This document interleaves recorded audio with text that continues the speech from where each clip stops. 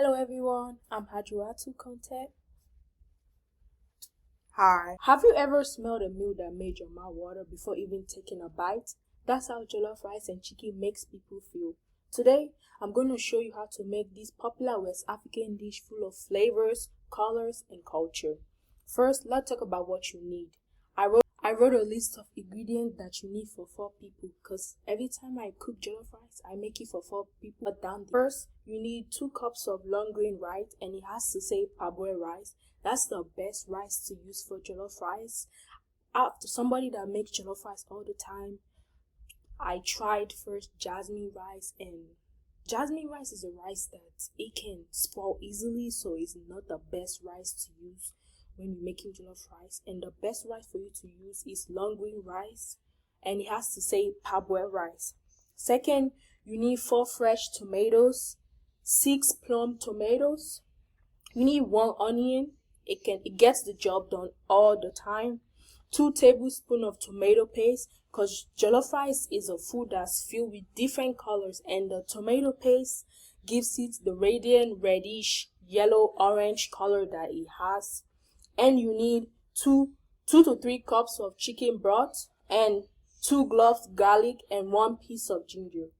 For the seasoning, the seasoning that I use on my chicken is what I always use to cook my jollof rice. So I'm going to be explaining to you guys what seasoning I use for my chicken. So for my chicken, I go to the grocery store and I buy different seasonings, and then I mix them together, and then I take some seasoning from Africa and drain it together, and that's what I use to cook, and that gets the job done all the time. I have like a rubber of seasoning that I have, which I mixed like 2 weeks ago, that I've been using, and yeah, that's what I use for my jollof rice. So the first step in making jollof rice is you have to make the chicken.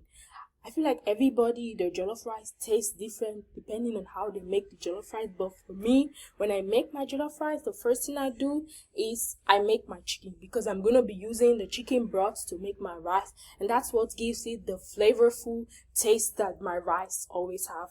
So for the chicken, you can use either chicken breast or chicken drums. But in our house, so we prefer chicken drums because it's the best chicken. So for the chicken drum, first you buy it, and then we remove the skin. We don't really like the chicken skin. We don't like the texture of the skin. So for the chicken, I use lime juice.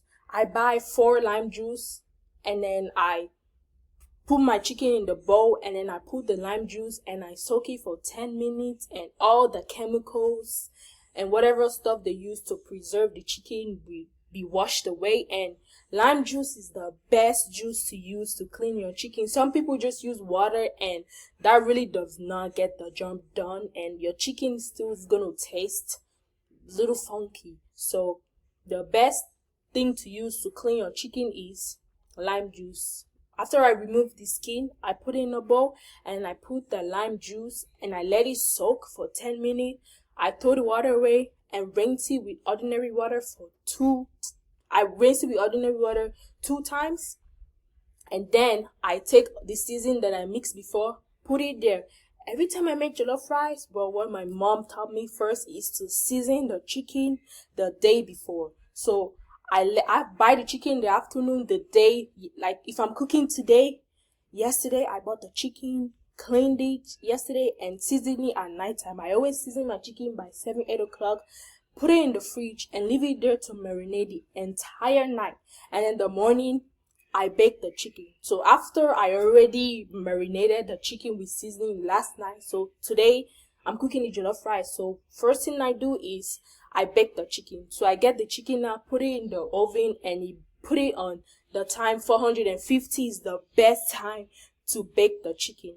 And first I bake my chicken 2 times. I put it in the oven on 450 degree for 1 hour.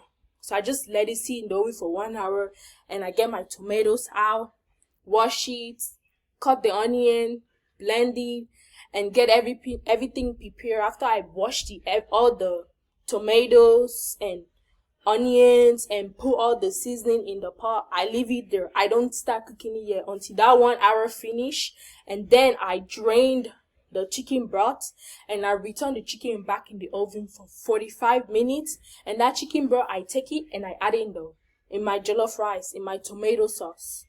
That gives jollof rice the most, gives it flavor, and it tastes so good. Jollof rice without chicken broth is like bread without, when you go to a grocery store and they give you bread without the meats, beef, whatever it's supposed to have. That's how it tastes like. Without the chicken broth, it's like, what's the point of even cooking jollof rice? So after I take the chicken broth, I add it in my tomato sauce, and then I cook it on the stove on high degree. When you're starting to cook your tomato, you need to have the temperature on high.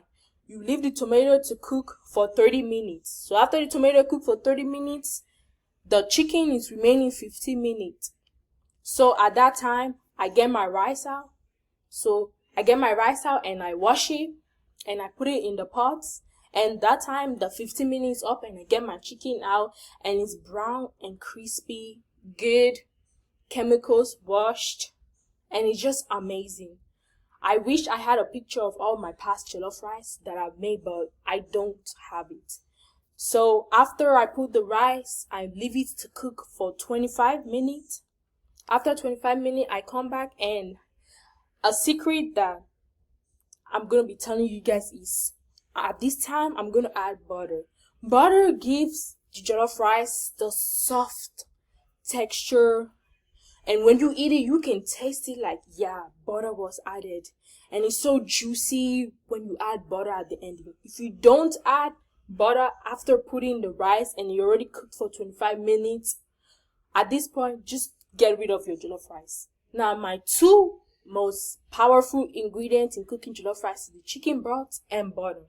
Without those two, no, at this point, do not make any jollof rice. So after I put the butter, I leave it to cook for another 25 minutes, and boom, my jollof rice is ready.